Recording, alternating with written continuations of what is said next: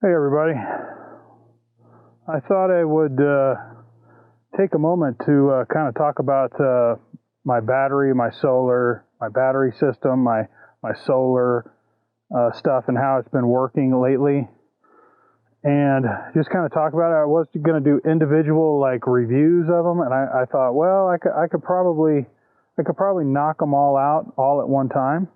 So I'm thinking that's probably just easier to do it that way. And first of all, I guess we'll talk about the solar panels. Here they are over here. I've used them probably half a dozen times now, and they've been performing really well. It's about 8:30 in the morning, and both of them together are producing about 70 watts. Well, they might be producing more, I'm not sure, but that's the maximum that this solar generator here can produce.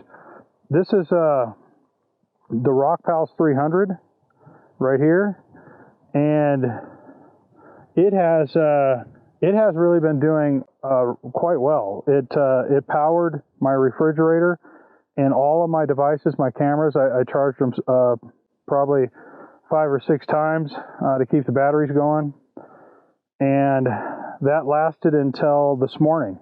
I just plugged in my other battery now, and I'm charging this one. So that's why I have 2 of them. I think that that's a pretty good system that's been working really good for me. I use this one, one day until it's dead, and then I'll hook up the other one, and during the day I'll charge this one so it's ready again tomorrow. So that's how I do that. So the Rockpals has been working really good. A lot of people talk about how it doesn't have a regulated 12-volt supply. That's never been an issue. That's been blown out of proportion, I think, by a manufacturer, because they had that feature. So they got the people that they sent their products to mention that specifically in their reviews. And it just kind of perpetuated over and over and over again until it became like folklore. It's just not true. I run my refrigerator every single day on an unregulated power supply. As a matter of fact, both of mine have unregulated power supplies, and it's a way to save money, because they've touted this feature as being the end-all be-all, and they charge a little bit more money for that feature. So it's just, in my opinion, save your money. Either plug it into the AC port or just use the 12-volt port, as long as you're not going to be using it for, probably like, more than 8 to 12 hours or something like that, because it'll run, this one here will run my refrigerator for about 8 hours on the 12 volt without any issue, but it'll run it for almost 24 hours on the AC. So I just plug it into the AC. That's what I do. That's what I always do, and I really can't tell a nickel's worth of difference in how long the battery lasts by using the AC or the 12 volt. That's real talk. That's the real deal. That's actual use. And then let's talk about my other one over here, which is the one currently running the refrigerator now. So this is a 500. This is a 500 watt hour battery bank. I just plugged this in, I don't know, I'm wanting to say a couple hours ago, and it's still full. This one works really well. If you can afford this one, which is a little bit more money than the other one, I'll have links in the description to where you guys can take a look at these. But this one I haven't had any trouble with either. I like it more than the Rockpals, only because it lasts longer.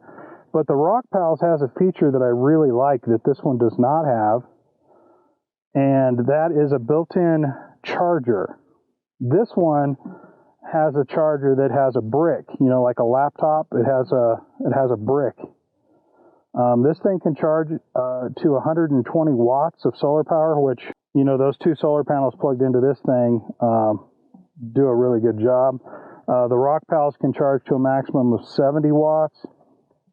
But what I like about the Rockpals, is it's got, both of these have pass-through charging. This one here, you can set your phone down on the top of it for wireless charging. That's kind of a cool feature. The inverter on this one's 300 watts. The inverter on the other one is also 300 watts, so they're both have the same power as far as the inverter goes, but I've never really needed that. The Rockpals has a built-in charger though. It doesn't use a brick. So that's really nice, and it has pass-through charging. So I plug this thing in to the built-in inverter in my truck, and while I'm driving, it's charging, and then when I shut the truck off, like to get gas or something, the refrigerator stays on. I really like that about that. You can also do it with this one, but it's just not as convenient because you've got that power brick that kind of sticks off of the bottom of it. I don't really like that. You know, it plugs in here, everything plugs in here, the input, the solar, everything. It's got this cool light. Actually, I used that last night in the tent. I just kept that on as a night light all night, and that worked pretty well, actually.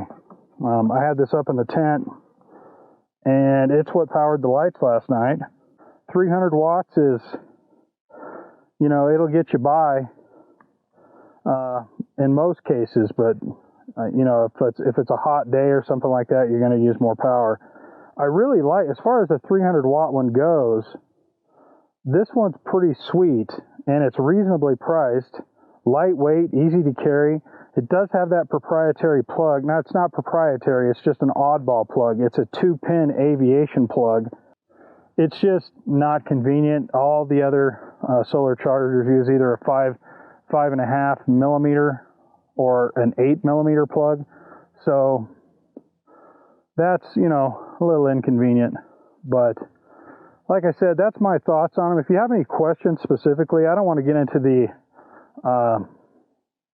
you know, the technical running tests and stuff. There's plenty of guys that do that. But I guess the main point of this video is don't be afraid to buy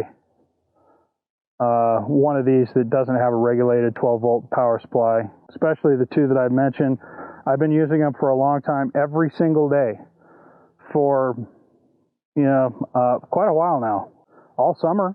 So I'd recommend both of these. I haven't had any issues with either one of them. I do use the Rockpals more, just as a side note. I just find that because it's small and it does have that built-in charger, that it's like convenient if I'm just going to go fly my drone or something like that, and I'm going to be coming back the same day, I grabbed the 300 watt one. So I mean, it's kind of, you know, your mileage may vary on that. What do you need? You know, if you're living in a van or something like that, you're going to want the biggest one you can afford. Since I don't live in a van, and I just kind of use these as a, you know, as a way to power my refrigerator when I'm out and charge my drone batteries and stuff like that. It's just easier for me to have two like this and smaller ones, and they're easier to deal with. Would I like to have a big one? Yeah, absolutely, but they're a lot more money. So, you know, for me, I can build my own system, and I actually have all the stuff to build my own system. I just find these to be more convenient. My plan is to build, well, my plan was to build a system in the bed of my truck like I had in my van.